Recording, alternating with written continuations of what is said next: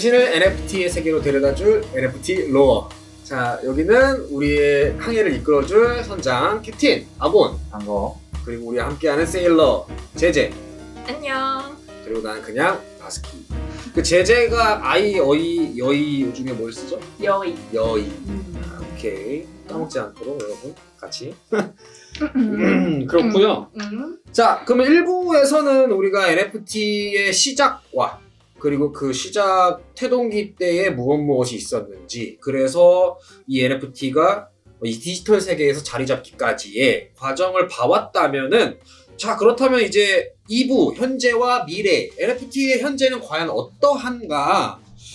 지금 NFT 엄청 열풍이 불고 있지? 막 주위 사람들도 NFT 산다 뭐 한다 그러고 있고, 막 내 주변에 알고 있는 작가들도 뭐 완전 친한 작가는 아니지만 NFT를 갑자기 뭐 다른 뭐 플랫폼이나 같이 이제 협력을 해서 판매를 하고 그걸로도 수익을 얻어가기도 하고.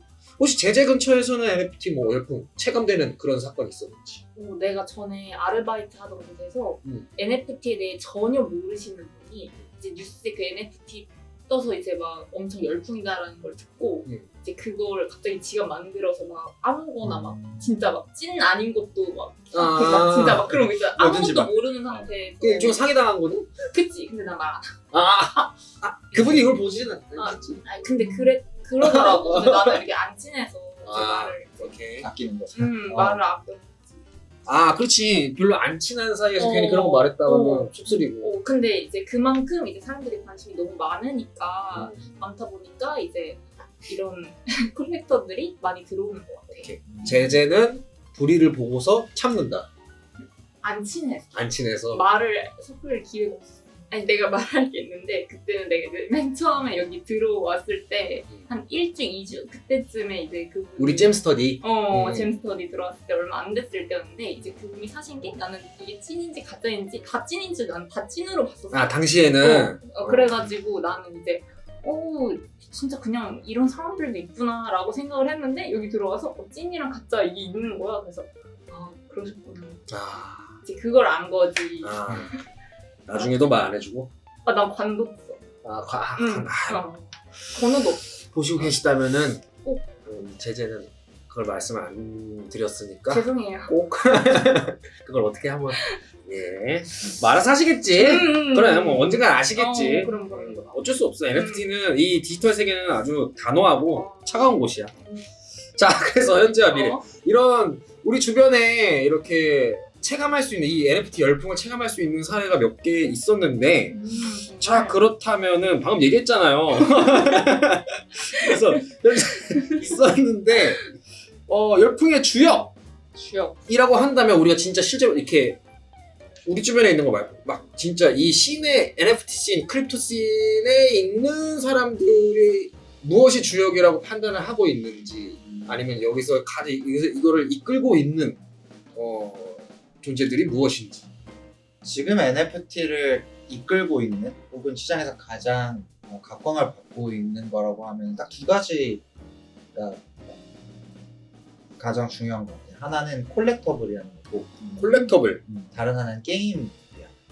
게임은 좀 더 친숙할 수 있으니까 콜렉터블이 뭔지에 대해서 좀 더 설명을 먼저 하도록 할게요. 콜렉터블이라는 거는 이제 그러니까 우리가 그림을 사거나 하면은 이제 작가들 같은 경우에 그림을 뭐 예를 들어서 1년에 한 번씩 뭐 몇 번에 한 번씩 이렇게 해서 그 작가관을 형성하는데 되게 시간이 오래 걸리잖아. 크립토 같은 경우에는 한 번에 여러 개의 작품을 출시를 해서 그거를 콜렉팅을 할 수 있는 형태, 그러니까 수집을 할 수 있는 형태로 제공을 하는 경우들이 되게 많아요. 이게 가능한 이유가 몇 가지가 있는데, 하나는 디지털 아트라는 특성상 되게 재생산이나 이제 여러 개를 한꺼번에 만들기가 되게 쉬운 구조거든. 이게 제너레티브 아트라고 하는 기술을 많이 사용을 하는데, 그게 무슨 뜻이죠? 일종의 코딩을 활용을 해서 혹은 내지는 이제 컴퓨터 프로그램을 활용을 해서 그림을 그리는 거야. 얼굴의 표정만 바뀐다든지, 아니면 이제 뭐 가지고 있는 이제 뭐 컵이나 이런 오브젝트만 바뀐다든지, 이런 식으로 이제 여러 가지 것들을 조합을 해서 하나의 프로그램 안에서 이제 여러 가지 수집품들이 나오는 그런 형태의 작품들을 많이 생산을 해요. 근데 이런 형태가 사실은 2016년도부터 되게 거슬러 올라가거든. 이런 콜렉터블이라는 게. 그리고 콜렉터블이라는 게 더 거슬러서 올라가다 보면 이제 예를 들어서 유희왕 카드, 포켓몬 카드 같은 거 그런 게 일종의 콜렉터블이라고 생각을 하면 돼. 모으고 싶은 거. 그치. 모으고 내가 가지고 수집하고 싶은 특정 이제 그 콜렉션 안에 하나의 작품이 얼마나 더 희귀한가, 얼마나 더 이제 사람들이 많이 원하는가, 그런 거에 따라서 그 안에서 가격들이 되게 많이 달라지는 구조들이 뜨는 경우가 많지. 그래서 이거를 처음에 이제 많이 보여줬던 게 두 가지 작품인데, 하나는 레얼 페페라고 하는 그 일종의 카드가 있어. 레어 페페. 슬픈 개구리 짤 같은 거 밈으로 본 적 있어? 그거 알아. 어디 뭐 그 되게 사람들이 되게 많이 쓰는 짤 중에 하나잖아. 그거 막 개구리가 총 빵빵 쏘고. 그치. 총을 풀고 막 맞아. 이러고 맞아. 오늘 멋진 그림 있고. 보통 이제 모든 인터넷 커뮤니티에 크리스마스 이브 날 막 많이 뜨고. 맞아. 레어 페페가 원래는 이제 그 하나의 그러니까 이런 밈들로 계속 돌아다니다가 거의 한 10년 동안 돌아다녔지. 2005년부터 있었으니까. 그러다가 2016년도에 한번 이제 이거를 우리가 NFT로 발매하겠다라고 했던 프로젝트가 있었어. 레어페페 디렉토리라고 하는 프로젝트인데, 이제 시즌으로 해가지고 지금까지 있었던 페페들을 나한테 보내줘라. 그러면은 가장 희귀하고 되게 재밌는 페페들을 선정을 해서 우리가 그거를 시즌별로 NFT로 발매하겠다라고 해서 했었던 프로젝트가 2016년도에 있었거든. 16년도에 페페 모음집. 그치. 페페 모음집 그게 웹사이트도 있고, 웹사이트랑 이제 그게 NFT 형태로 이제 발매가 된 거야. 그럼 이 페페 원작자가 따로 없나? 원작자 매퓨리스라는 사람이 있지. 근데 이 페페 디렉토리랑 매퓨리스랑 같이 협업을 했는지 나도 잘 모르겠어. 알려진 바가 없다. 알려진 바가 없어. 그렇게 해서 이제 페페 디렉토리라는 걸 만들었고, 디렉토리를 통해 가지고 컬렉팅 카드가 발매가 되는데, 이제 이런 형태의, 그러니까 원래는 이게 아트가 아니었지. 약간 일종의 그냥 스티커 같은 형태로 있던 게 NFT로 올라오면서 아트의 거의 중심이 됐어. 밈, 짤. 밈뿐만 아니라 이런 형태로 이제 되게 여러 가지 수집품들을 여러 개를 발매를 하는 거야. 다른 형태로 발매가 됐던 게 크립토펑크라고 하는 작품이야. 크립토펑크 같은 경우에는 아마 지나가다 들어봤을 수도 있을 거야. 왜냐면 요즘엔 워낙 가격들도 비싸고 하나에 막 4억 원, 5억 원 이런 가격 맞아. 매겨지거든. NFT라고 했을 때 나도 처음 들었던 게 크립토펑크였어, 나 같은 경우는. 나도. 이게 엄청 비쌌다. 맞아. 뭐 이런 느낌으로. 맞아. 이제 이 크립토펑크 같은 경우에도 2017년도 6월에 처음 나왔던 이제 프로젝트인데, 이거는 이제 라바랩스라고 하는 원래 게임 개발자들이었거든. 게임 개발자들이 원래 게임 캐릭터를 만들기 위해서 약간 자기네들이 프로그램을 만들었던 거를, 그때 이제 한창 이더리움이 뭐가 있으니까 우리 이거 NFT로 그때는 NFT가 사실상 아직은 없었거든. NFT라는 게 정확히는 없었을 때였어가지고 우리가 이거를 한번 프로젝트로 진행을 해보자 라고 해가지고 토큰으로 발매를 하는 거를 시도를 해봤던 거야. 토큰 발매를 그냥 트위터로 우리 이런 거 만들었어요, 이런 거 뿌려요, 약간 이런 식으로 시작을 했어. 그래서 그거를 사람들이 다 가져가기 시작했고, 처음엔 이제 가격이 없었다가 점점 가격이 만들어지기 시작해서 올해 와서 이제 가격이 빵 뛰었지. 사놨어야 되는데, 그지? 그러게. 그럼 이게 실질적인 NFT 판매의 거의 완전 초기 모델 격이 되는 거야? 판매 개시라기보다는 이게 본격적으로 프로젝트를 시작했던 NFT라고 보면 될 것 같아. 크립토펑크 같은 경우에는 또 이제 어떤 특성이 있냐면 아바타의 형태를 띠고 있어. 아바타?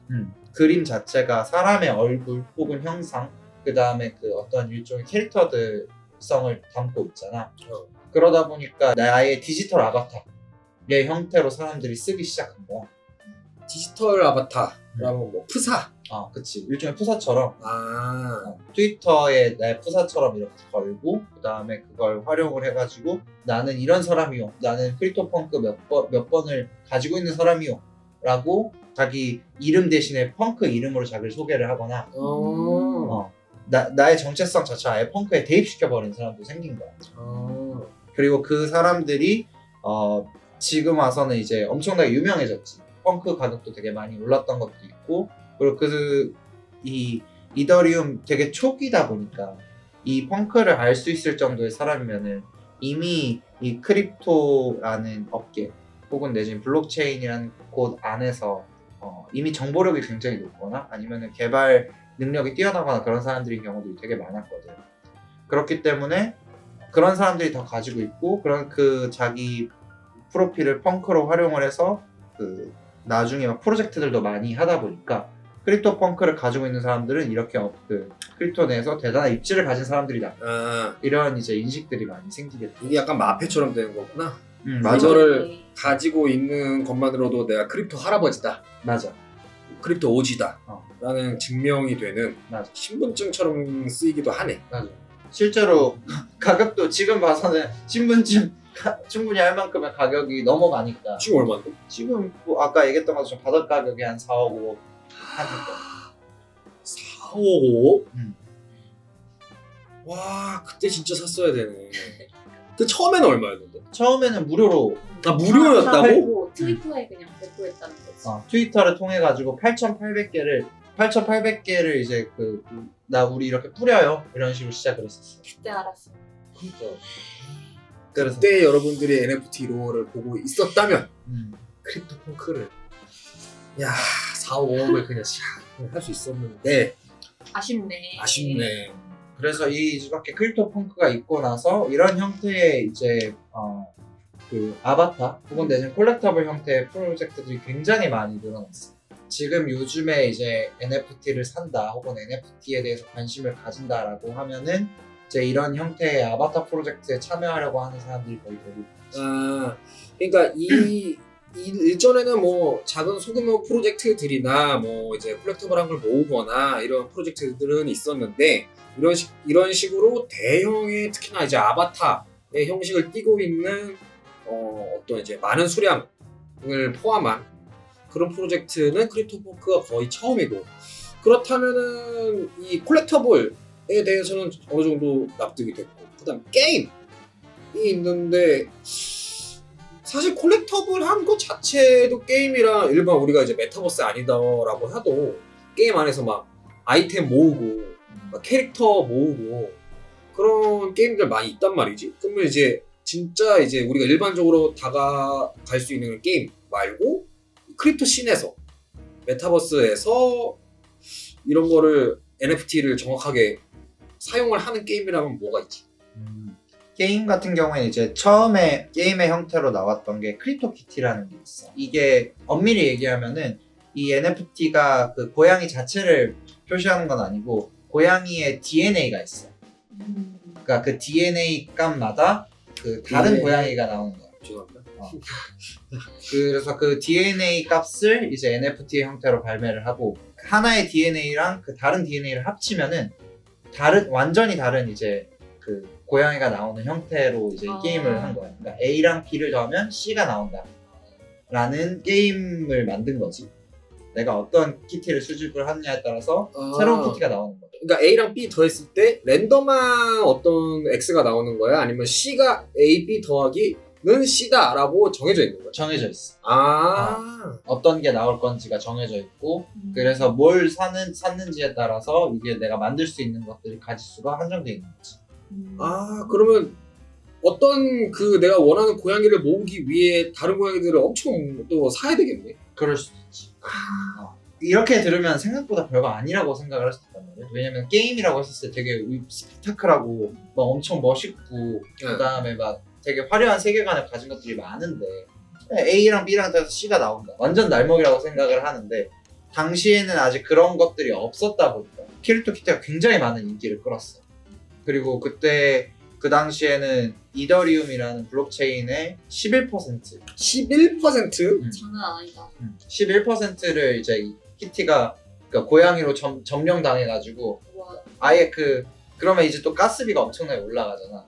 수수료가 되게 많이 올라가고 그것 때문에 막 네트워크도 느려지고 고양이들로 인해서 이더리움이 점령당했다 이런 이야기들이 나올 정도였지. 자, 11%라는 게 지금까지 채굴되어 있는 이더리움의 11%야? 아니면은 총량의 11%? 그러니까 네트워크 단위 시간 안에 벌어지는 거래량. 그게 11%가 근데 한순간만 있었던 게 아니라 2017년 12월 달 동안에 이제 11%에서 막 17% 막 이런 식으로 계속 왔다 갔다 했다고. 고양이 채굴 때문에 다른 거래들의 처리가 어려운 수준이었던 거죠. 이 사람들은 개보다 고양이를 좀 더 좋아하는 것 같아요. 이제 그렇게 시작한 블록체인 게임은 이제 계속 지금 발전을 하고 있는 거지. 아까 잠시 얘기했었던 엑시 인피니티라는 게임도 있고, 그 다음에 요즘에 최근에도 계속 게임에 대한 게 계속 나오고 있어. 왜 게임을 사람들이 좋아하냐면은 이제 블록체인 게임 같은 경우에는 실제로 이게 돈이 되니까 내가 투여한 시간만큼 보상이 온다는 거에 대해서 굉장히 많이 열광을 하는 거야. 뭔가 실제로 돈이 벌리는 느낌이니까. 그치. 원래 모바일 게임이나 이런 것도 하면 막 코인들 막 떨어지고 했던 게 실제로 돈이 되는 거니까. 약간 투자의 성향도 있고, 그 다음에 이런 게임의 성향도 같이 가지고 있는 형태로 이제 게임들이 많이 발전하고 있고, 그 중에 엑시 인피니티 같은 경우에는 그 경제 시스템이 되게 정교하게 짜여져 있다라고 많이 이야기를 해. 그러니까 NFT를 통한 이제 캐릭터가 있고, 그 다음에 NFT를 통해서 게임을 하면은 하나의 토큰을 받아. SLP라고 하는 토큰인데, 그걸 SLP를 이제 활용을 하면은 엑시 캐릭터를 업그레이드를 하거나 아니면은 게임을 하는데 더 능력치를 얻거나 이런 것들로 활용을 할 수도 있고, 그리고 그거를 이제 이더리움으로 실제로 이제 변환을 해가지고 이제 돈을 얻을 수도 있어. 그 금고를 운영을 하는데, 금고를 통해 가지고 나중에는 그 중요한 결정 사항들을 제안을 하거나 게임에 새로운 업데이트를 하거나 이런 것들을 투표로 진행을 할 거라고 얘기를 했었어. 그걸 거버넌스라고 얘기를 하거든. 게임 업데이트나 이런 것들을 유저들이 참여할 수 있는 구조들을 만들겠다라고 얘기를 하고 있어. 근데 그걸 위해서 또 토큰이 또 따로 있어. AXX라고 하는 토큰인데, 거버넌스에 참여할 수 있는 권한들을 가지고 있는 토큰이야. 그 토큰 같은 경우에는 내가 입금을 해서 가지고 있으면은 이게 이자를 받는다든지 이런 이제 구조들을 띄고 있지. 약간 투자자의 성격과 비슷한 사람들을 모으는 거죠. 그치, 투자자들을 모으는 거지. 요즘. 그리고 그 투자자가 주주총회에서 이 회사가 나아갈 방향을 결정을 하고 함께 이제 투표를 해서 그 방법을 NFT와 그런 이런 토큰으로 진행을 하고 있다. 그치. 게임 같은 경우에는 이제 그 게임이라는 하나의 세계관 안에서 이런 유기적인 그 경제 구조들을 가지고 있다 보니까 사람들이 얘기했었던 몰입을 할 수 있는 요소들이 되게 높아서 되게 많이 사람들이 참여를 하고 있고, 그러니까 그런 참여 요소들을 되게 다양하게 나눠서 제공을 하고 있어. 게임도 게임인데 게임 서버들을 아까 운영을 해야 되잖아. 일종의 그런 것들, 이제 노드라고 얘기를 하는데, 게임 노드들을 이제 운영을 하는 거를 토큰화해서 판매를 하고 있는 뭐 갈라노드라고 하는 것도 있고, 그런 식으로 이제 참여를 할 수 있는 영역들이 굉장히 많이 넓어지고 있는 중이지. 그럼 NFT가 게임 쪽으로 굉장히 침투를 막 많이 하고 있다. 특히나 이제 여러 시장 중에서도 게임에 돋보이는 그런 침투하는 그런 부분이 있다. 라고 한다면 게임계에서는 반응이 어떤가요? 게임계에서는 되게 반응이 두 개로 나뉘는 것 같은데, 일단은 이게 게임이냐, 그러니까 게임 되게 열심히 만들고 그리고 이 게임성의 순수함을 가지고 있는 게 되게 중요한데, 그냥 그 돈 먹기 위해서 사람들 하고, 그 다음에 게임 내에서 할 수 있는 것도 그렇게 많지도 않은데 이렇게 나가는 게 맞냐? 이렇게 말하는 사람들도 되게 많지. 반대는 좋은 입장도 있다. 좋은 입장은 돈 버는 사람들이겠지. 그치. 돈 벌었으면 그냥 좋은 거잖아. 그치.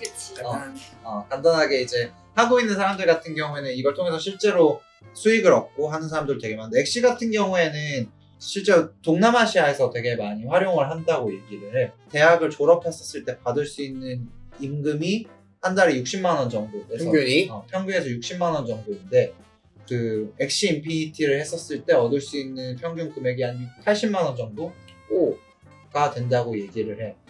그래서 다른 일을 하는 것보다 엑시 인피니티를 하는 게 훨씬 더 수익이 많이 있을 수 있는 거지. 한 마을이 전체가 같이 엑시 인피니티 막 팀 해가지고 엑시 마을? 그 마을에서는 모두 다 컴퓨터 가지고 엑시만 하고 있다. 엑시촌? 엑시촌이 되는 거지. 자, 그러면은 게임에 이제 NFT가 적용된 사례를 한번 지켜봤고, 미래에는 이제 과연 대표적으로 어떤 산업에 가장 적용되기가 가장 유력한지, NFT가 만들어갈 미래는 과연 이 NFT라는 게 아까 엑시 인피니티를 설명을 하면서 약간 다뤘던 내용인데 NFT는 NFT 그 자체만으로도 가치가 있겠지만 다른 이제 토큰이라든지 아니면 이제 블록체인 내에서 있는 다른 자산들과 연계가 될 수 있는 특성들이 있어. 우리 NFT를 기반으로 거기에 이제 금융 서비스가 붙는다든지 혹은 내지는 NFT를 가지고 있으면 내가 토큰을 더 받을 수 있다든지 혹은 NFT를 활용해서 다른 토큰을 발매한다든지 이런 것들을 많이 쓰게 되거든.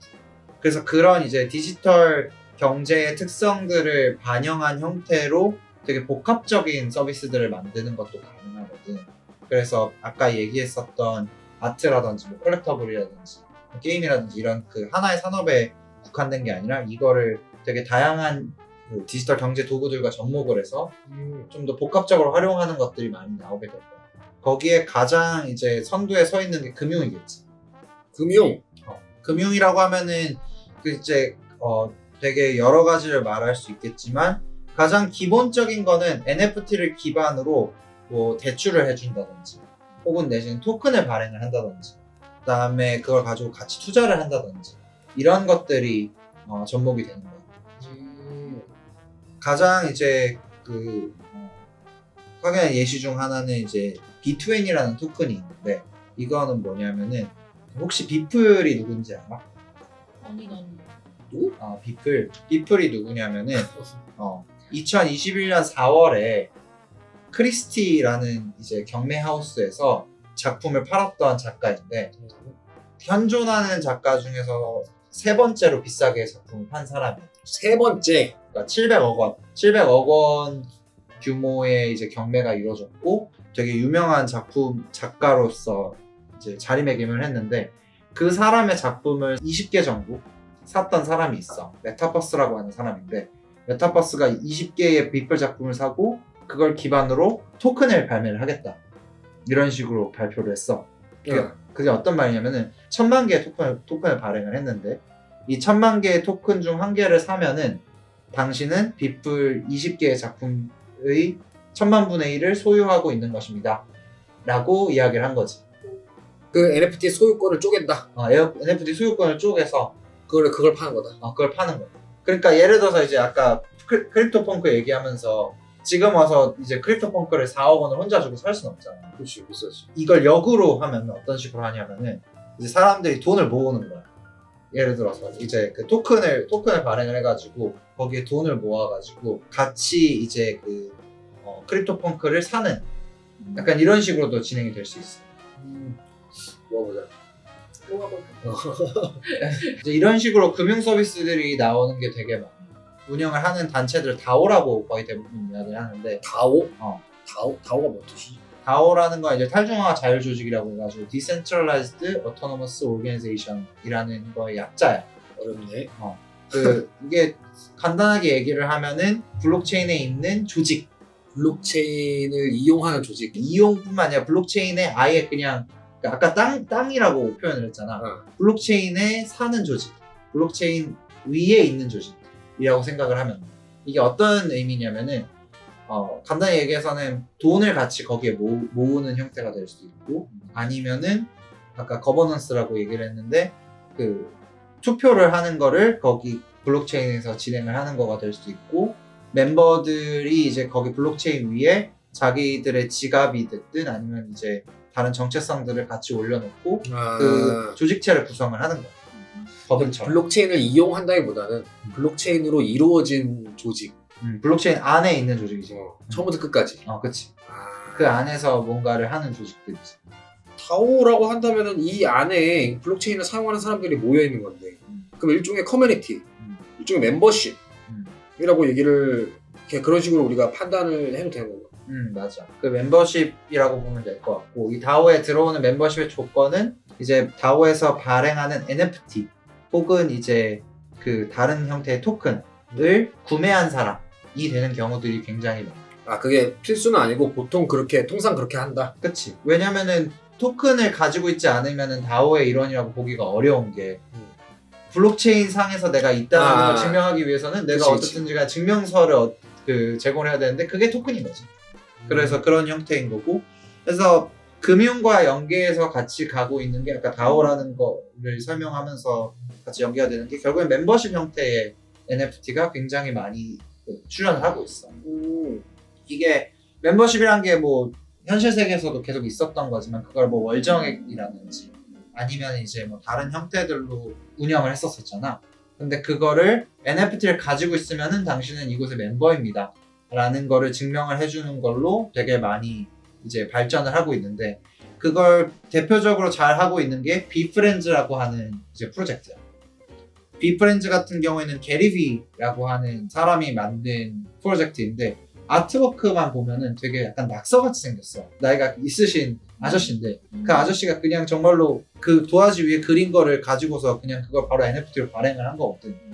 근데 이 그림만 봐서는 전혀 이해가 안 되는데 이 NFT 가격들이 막 최소한 막 5이더 막 이 정도는 해. 그러니까 막 뭐 거의 1,000만 원 넘어가는 돈이지. 그렇게 가는 이유가 이제 이 게리비라는 사람이 유튜버로도 되게 유명하고 동기부여 강사? 약간 그런 느낌으로 되게 유명해. 그 테크나 이런 쪽에서도 되게 많이 유명하고 그래서 그런 사람이다 보니까 팬층도 굉장히 두텁거든. 그래서 그걸 활용을 해서 비컨퍼런스라고 해가지고 매년 자기 행사를 열어. 약간 대규모 행사 같은 형태를 해가지고 약간 부흥회 같은 느낌이지. 그런 것들을 이제 개최를 하는데 비컨퍼런스에 3년간 참여할 수 있는 권한을 주겠다. 이 NFT를 사면. 나랑 실친 맺으려면 친구비를 내라. 그렇지. 비프렌즈 같은 경우에는 명시적으로 뭐 다오라는 형태 혹은 내지는 뭐 이제 그런 조직체로 정확히 지금 당장 운영을 하고 있는 건 아니지만 실질적으로 이제 이 커뮤니티 기반이 있고 그 커뮤니티 내에서 이 멤버십 토큰이 가지고 있는 의미가 굉장히 크지. 친구비 판매. 우린 친구지. 고마워 공짜로 해줘서. 다행이다. 서로 얼마 낼지 그럼 물어봐야 되는 거? 나중 되면 이제 또 친구비를 팔 수도 있으니까. membership이라고 한다면은 그러면 비프렌즈 말고는 또 다른 게 뭐가 있을까? 비프렌즈 말고는 BAYC라는 그 프로젝트가 있어. BAYC. 이거 같은 경우에는 NFT가 유인원이거든. 그러니까 좀 약간 졸려 보이는 유인원들 10,000개가 나와 있는데 그거 같은 경우에는 이제 처음에는 그 디스코드 내의 입장권을 가지려면 이 NFT를 사야 된다라는 형태로 그 발매를 했어. 이걸 활용을 해서 우리가 막 굿즈나 이런 것들도 발매를 하겠다. 이런 식으로 얘기를 했었거든.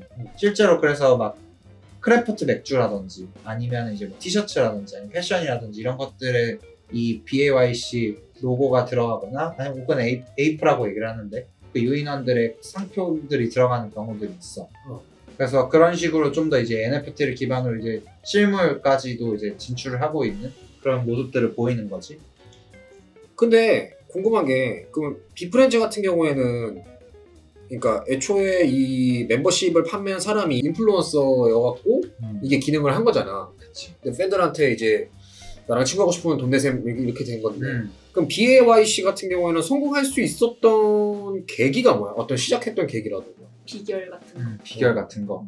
몇 가지가 있을 수 있을 것 같은데 이것도 나름대로 초기였다 보니까 약간 그 크립토펑크랑 비슷한 모습들을 보이기는 했어. 그러니까 처음에 이제 발매를 할 때 사람들한테 클럽하우스라든지 아니면 뭐 트위터라든지 우리가 하려고 하는 로드맵은 유인원들의 클럽들을 만들고 프라이빗한 디스코드 멤버십들을 운영을 하고 우리는 이걸 가진 것들 자체가 되게 큰 멤버십의 의미를 가진다라고 홍보를 잘 했고 그리고 NFT 시장이 갑자기 이제 성장을 했던 것도 되게 큰 요인을 했던 것 같아.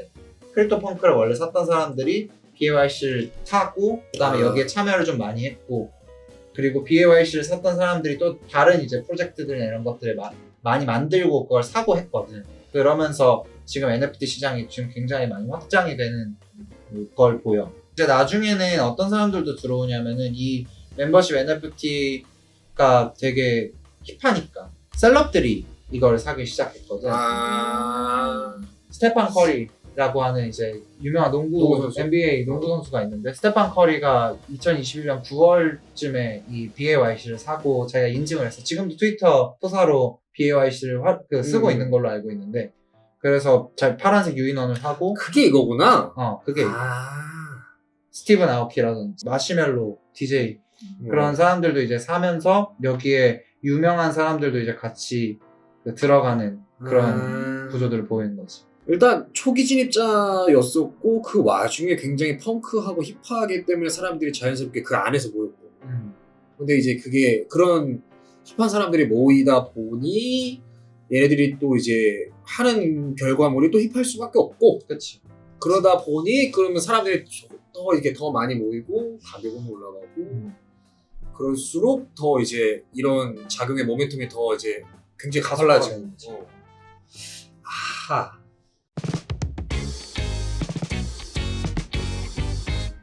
이번 시간 여기까지고 다음 시간 더 알찬 정보 그리고 더 살아있는 커뮤니티 보여줄 수 있도록 하겠으니까 다음에 만나. 안녕. 안녕. 이거 정해야겠다 진짜.